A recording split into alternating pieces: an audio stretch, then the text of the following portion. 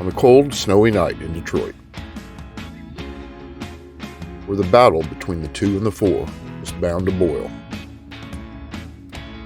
Cooper Webb predictably burned hot, while Chase Sexton sextoned like never before.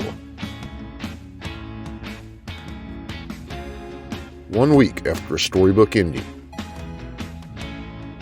more significant chapter in the 2025 Supercross season. In the end, another page in Cooper Webb's book, and not for the eternal bridesmaid, Ken Roczen. Once again, Webb takes Roczen's measure in Detroit, snatching victory in the closing laps.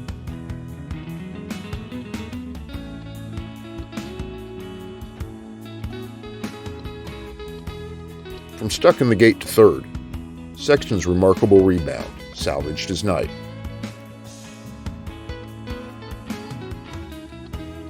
Still, a rider of that caliber, stuck in the gate, and then thrown it away by running into the back of another rider 30 seconds into the race. That's not what a points leader, potential champion, does. In half of the races run thus far, Sexton has coughed up maybe 15 points or more. Falling in the first lap at San Diego, crashing out of the lead in Tampa, then stuck in the gate and falling in the opening lap in Detroit. His crash reel from 2023 seemed to ebb a bit in 24, but so had his top-end speed. Now as quick as he once was, Chase also continues to make the repeated mental errors. You hate to see it, but you can bet it's coming. And now, going into the 7th race of the season, a tie atop the boards between Cooper Webb and Chase Sexton. As we go into the 2nd and 3rd chapters of the season, momentum is on Webb's side. Dangerous waters for the competition, with the Shark having a share of the red plate.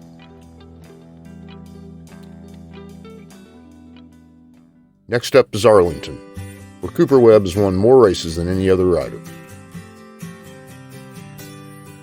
The Supercross Series will make its 45th stop in the Dallas area, dating back to the 2nd season of the championship, which is now the longest of any stadium host city in history. The first Supercross race held in Dallas was on February 28, 1975. Jimmy Ellis won on the Can-Am for the brand's first ever Supercross victory. Young 19-year-old who exploded out of the New England scene 2 years ago is one of the emerging superstars. His pit crew, dad, mom, his young bride, and the family's pet skunk. All new ball game for Jimmy Ellis, the race leader at this point, as Belkey is knocking at the door back there. Listen to this thunderous crowd as Ellis moves toward victory.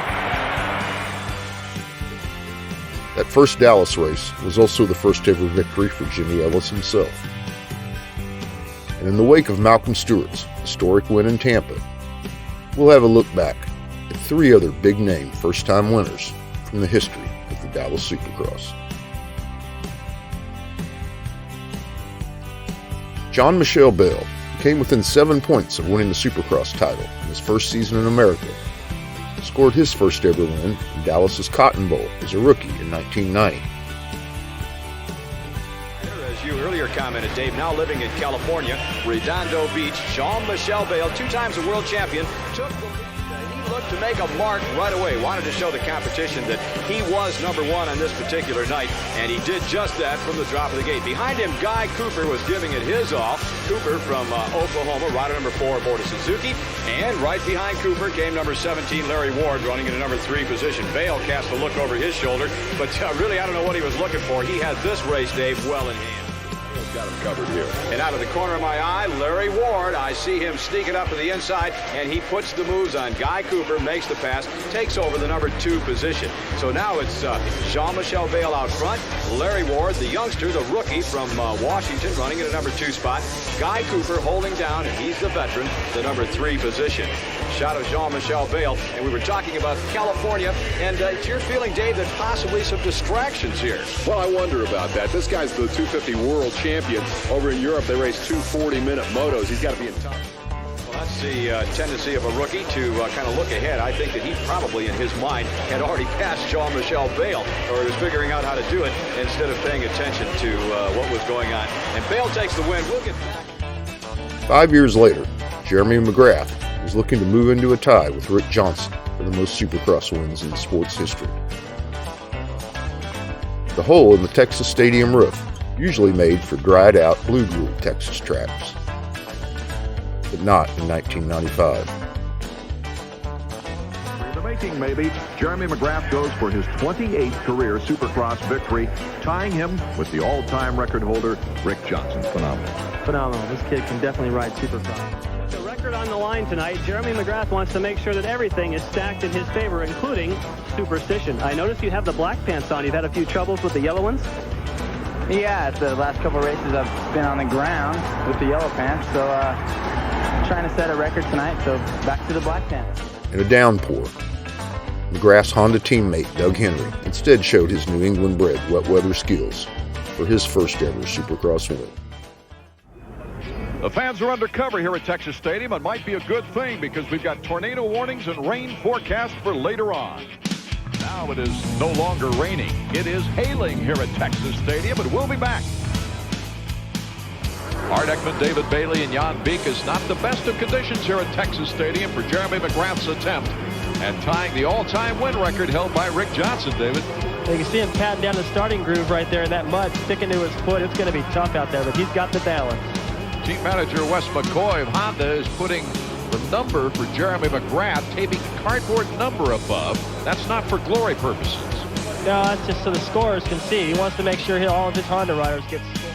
Well, you can see now that watery, hard pack condition has turned into a little more of a mucky situation, but still they're not going to have to contend with ruts. It's just going to get very slick out there, and they're going to try to have to keep the bike out of all that standing water and just make sure they finish the main event. You see how clean all those guys are? Well, that's going to change in about 5 seconds now.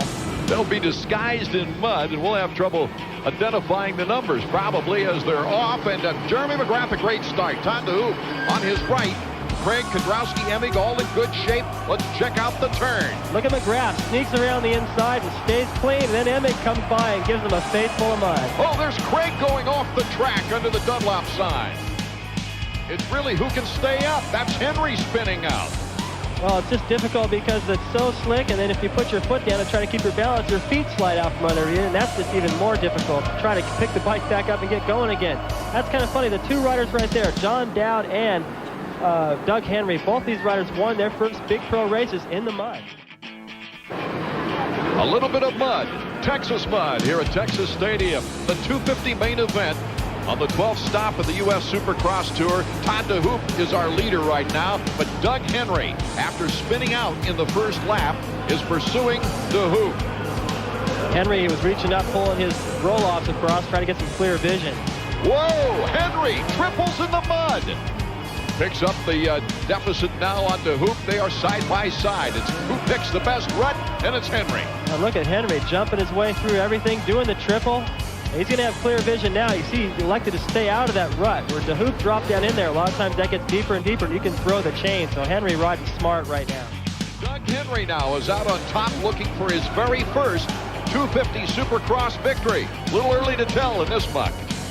Well, I like the way Henry looks right now. He doesn't seem to be slowed down by the rain at all. Still doing the triple. Some kind of a hand gesture to his mechanic there. Probably wondering what place he's in. He might not even know because he crashed in the first lap and was way back in the pack. Here's a look at McGrath, who also crashed early in the race and is working his way back up through the pack. Yeah, Jeremy on the first lap went down. In fact, he went down twice and was in 17th place. Well, now he's moved up to 7th. Here comes Henry again, looking at the triple. Still jumping the triple. Final lap, Doug Henry. He has a smile in his heart right now. And look at that, that's a triple as he heads toward his first 250 Supercross victory. A huge margin of victory in the mud. In fact, he won his first national in the mud, David. Well, it's unfortunate that both his races have to be won in the mud. It's because people sort of take that away from you. They go, well, it was muddy, so he won. But I think Doug's on his way to winning some more races in the future. And, you know, it's a psychological thing.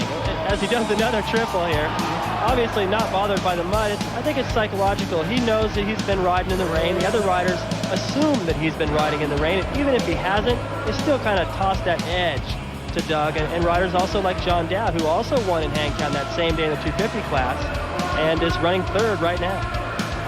Henry, of course, looking very good on dry land in the qualifying heats leading up to this race. Right, I think in his mind he feels like he could have been a threat tonight, rain or shine, but he definitely was a threat in the rain. Mistake free when he got out in front. McGrath even unable to pick up on the leader, Doug Henry, now our winner.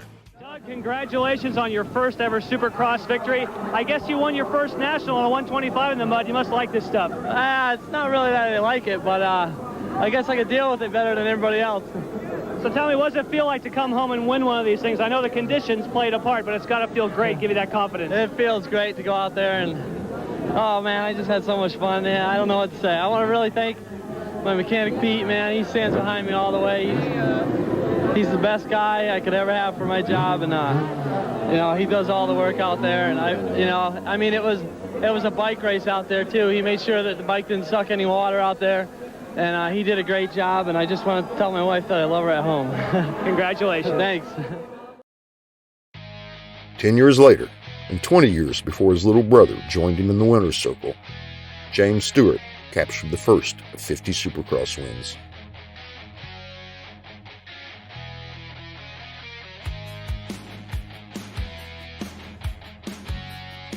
Lap 250cc main event. The big boys are here. It's time for the perfect storm. Another hole shot by James Stewart. That bike is hooking up. James Stewart right there. You see Ricky and him battle side by side down the start straightaway, going to the first turn. Chad Reed throws an elbow on Wyndham, or I'm sorry, Ricky Carmichael moves him out of the way, and he's not worried about Ricky right now. He's setting his sights on that 259 of James Stewart, who grabbed another huge hole shot. Just like Orlando, the race we've been waiting for. Now it's Stewart with a hole shot. Reed in second, Carmichael in third. Chance of this, and Reed makes a huge mistake, and here comes Carmichael up the inside of him off camera right now. There it is. There's that battle. Now Reed needs to get by the number 4 Suzuki. As we were looking at how fast James Stewart is, Reed makes the bottle this time. Now it's Carmichael with the incentive. Yeah, unbelievable. Reed was actually must have been trying to push it. He wanted to close the gap on Stewart. He knew he needed to make up the point. Oh, man. But they're going back and forth. Bubba's just going to keep pulling away. Yeah, that kind of surprised me. Ricky, I guess, basically knew Reed was coming up at the inside of him. He knew that Reed hit him, slammed him in that first turn. He doesn't want to give Reed the opportunity to maybe knock him down and open up some more points or lose more points to this Chad Reed. Racing. There's the race for second spot. The 259 of James Stewart is in front by about 6.5 seconds. Chad Reed in second. Ricky Carmichael in third. This championship is nuts. But I'm here to tell you, the fastest guy without any question, Denny, is the 259 Kawasaki of James Stewart. He's been fastest all weekend long. He's already a full straightaway. It is James Stewart, the 259, that is just checking out. He has an 8-second lead over Chad Reed. Ricky Carmichael in third spot right now. I am so impressed by James Stewart. The Kawasaki is just flying. I don't care. You give him sand, you give him hardbacks, you give him both. He's showing how fast he is here in Dallas. He just looks so comfortable, and man, he's on fire in Dallas. How exciting for him to possibly get his first win. History in the making. James Stewart out in front. Welcome back to the THQ World Supercross GP and the THQ AMA Supercross Series. It's main event time. Lap 12 of 20 has been completed by James Bubba Stewart on that Fox Racing Factory Kawasaki. Davey Coombs, you got something for us? Well, you're not going to believe this, but I'm watching a pit board that Jeremy Albrecht is putting out for Bubba. Guys, Reed is starting to reel him in ever so slightly. Remember, James Stewart has never gone a 20-lap main event without crashing. You know, he's kind of known for that. It's just a demanding class. It's the hardest series in the world. And Chad Reed, he's already a Supercross champion. He's trying to close the gap, and he's trying to just, well, look at him cha-cha right there. That Sexton right there. But he needs to catch up to Stewart and try and close the gap. on those points on Ricky Carmichael if he has any hope of winning a second consecutive Supercross title. But winning your first race when you're James Stewart, it has to be tough. So much weight had been on your shoulders, but it can happen in this race. We've had it happen 3 times before. We've had Jean-micheal back in 90 win here, Jimmy Ellis in 75, and then the big mud race, Doug Henry back in 95. That was his first 250 main event victory. Well, I think we're seeing history in the making right now. The cream of the crop. He was a young rookie, James Stewart, over-aggressive, knocked himself out of the championship. I've never seen Big James or Little James so angry at themselves that week. There's the battle going on for second. Carmichael's really closing in. I don't know if they'll be able to catch Stewart, who's 7.3 seconds ahead of these two, but it's down to less than 2 seconds. Carmichael still wants to get by Reed. Carmichael does not want to lose to Reed. I think he's settled in. He's seen what Reed has to offer him right now, and now I think he's stepping up the pace, going, I can pick up the pace a little bit more than I have in the past, and I can close the gap on Reed. He does not want to get beat by him. I've said it a number of times. He's a sore loser. He said it himself. If he can't win the race, he sure as heck wants to beat Chad Reed and open up that point streak from 29 to 31 instead of dropping it to 27. And that grab he put up, Carmichael's really turned it in lap times. He was a second and a half, almost 2 seconds faster than James Stewart. Carmichael is closing in. Lap number 19 about to be had of 20. The interval leader to second place down to 5+ seconds. James Stewart takes a white flag. We're on the last lap. Chad Reed is starting to close in. Ricky Carmichael really closing in behind him. There's the 22. Whoa, way back. Stewart makes a mistake right there, kind of over jumps in the face. Here comes Reed. They definitely closed the gap. Reed is almost down. Reed goes down to the left rider just like that. Travis Preston clips his front end, and Chad Reed goes down. Just like we said, Ricky Carmichael will not lose 2 points to Chad Reed tonight. He will gain 2. I don't know if that was prophetic or what, Debo, but you said it. It looked like Chad almost felt it coming. He looked away. Next thing you know, his front wheel was taken out from under it. One more time through the whoop section. James Stewart, the factory Kawasaki. He's been waiting since 2002 when he made his professional debut. And it looks like it's 2005. James Stewart wins his first ever 250 main event. The crowd is on their feet. History has been made. James Stewart wins in Dallas. Bubba, one happy young man, and Ricky Carmichael, one relieved young man. Look at Bubba. What kind of dance, what kind of prayer are you going to do? He danced in the 125 class. He's just so thankful to survive. Look at that. How cool is that? Ricky Carmichael says, stand up, champ. A true champion. Congratulating another true champion. This is incredible. History in the making right here, Robbie Floyd. Don't you hug me, Diddy. Get away. In 10 starts at Arlington, Cooper Webb has won 6 times, including last year, a Triple Crown win in 2023. All 3 races held in AT&T Stadium in 2021, and defeated Roczen in the closest finish ever recorded there in 2019.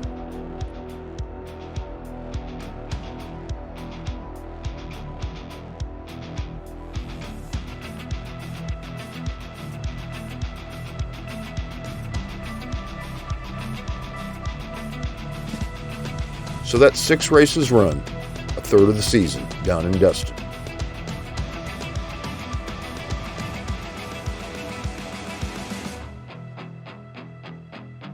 Lost to the chase are champions Eli Tomac and Jet Lawrence, along with the other Hunter brother. And hopefully, Ken Roczen has vaulted himself back into the 3-man chase. Let's not forget he was only 2 points out of the lead when he tried to 7-10 split lappers in Tampa.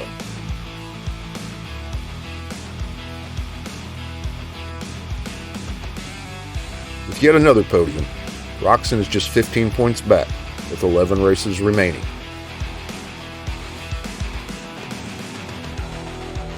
As we move into the second third of the season, Webb is the 5th winner and will be the 4th with a red plate going into Arlington. Some might say the race for the championship will be Sexton's speed versus Webb's racecraft. Not to forget, Cooper won 8 times on his way to the 2019 title, and 7 times en route to the 21 crown, both besting Sexton's 6 wins in 23.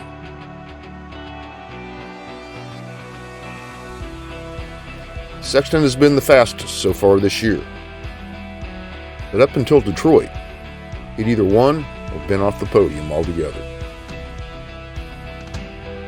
Meanwhile, Webb has finished on the podium 4 out of 6 races. Coop isn't just crafty, he's also deceptively fast. Probably faster than ever. If Chase can't clean up his act, he's in deep water.